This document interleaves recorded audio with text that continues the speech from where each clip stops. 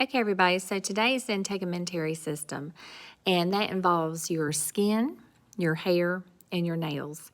Now, these videos have to be short because I'm recording them on my phone, so the brain pop on this is really good. But I just wanted to mention a few things. We don't go too detailed into this system, but I did want you to know that the four main jobs of the skin is protection against foreign particles such as germs, things like that. Number two, the sense of touch is important. Three, to get rid of waste, such as when we sweat. And four, regulation of body temperature. So when we get too hot, our body allows us to cool off by sweating. And when we get cold, we get goosebumps. The pores sort of like shrink up to try to hold in the heat. So here is the video on Brain Pop about it. And like I said, even though the system contains the hair, the skin, and nails, we're going to focus on skin in 7th grade.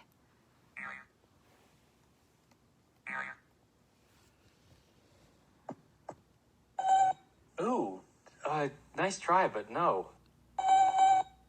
No, I'm sorry, but that suit doesn't make you a real boy. You're still a robot. Dear Tim and Moby, what can you tell me about skin? Sincerely, Freddie. Well, Freddie, your skin is the largest organ in your body. It's made up of billions of tiny skin cells. They look something like this.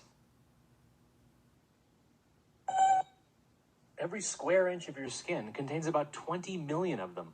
You probably take your skin for granted, but it's one of the most important parts of your body.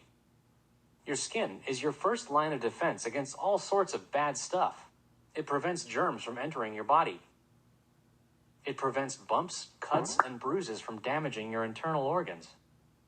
And of course, it prevents your organs from falling out. See, there's a lot more to skin than you think. Besides, you've already got skin. It's just made of metal. Anyway, the top layer of skin is called the epidermis. It covers your entire body, but it's thickest on the palms of your hands and the soles of your feet. Yes, I know my epidermis is showing. The epidermis is made of 5 layers. New cells are made on the bottom layer, where a group of cells is constantly dividing.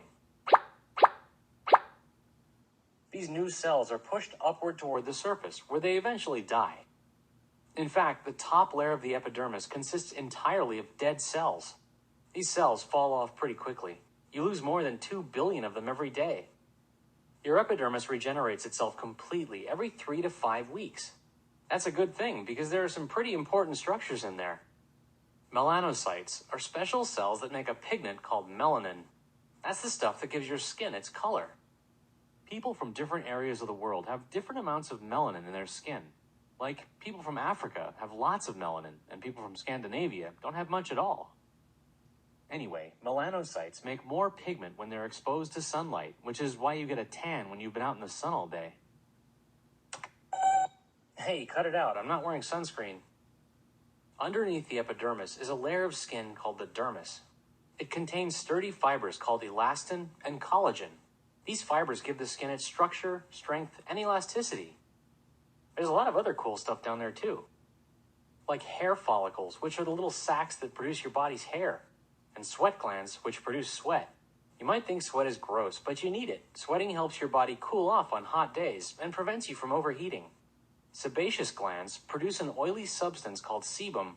This stuff lubricates and waterproofs your skin and hair, making them smooth and supple. But if your skin produces too much sebum, you might develop pimples. The dermis also contains nerve endings, which give you your sense of touch. Yeah, thanks a lot, buddy. Underneath the dermis is the hypodermis, or subcutaneous tissue. It's made up mainly of fat. The hypodermis acts like a cushion, protecting your internal organs from bumps and bruises. And the fat cells also provide insulation, helping store body heat when it's cold. Some areas of your body, like your eyelids, forehead, and shins, don't have this layer of skin. No, sorry, I still don't know how you can become a real boy.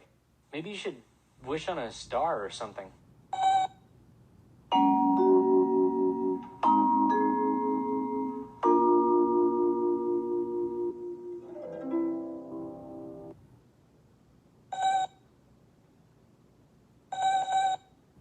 boy.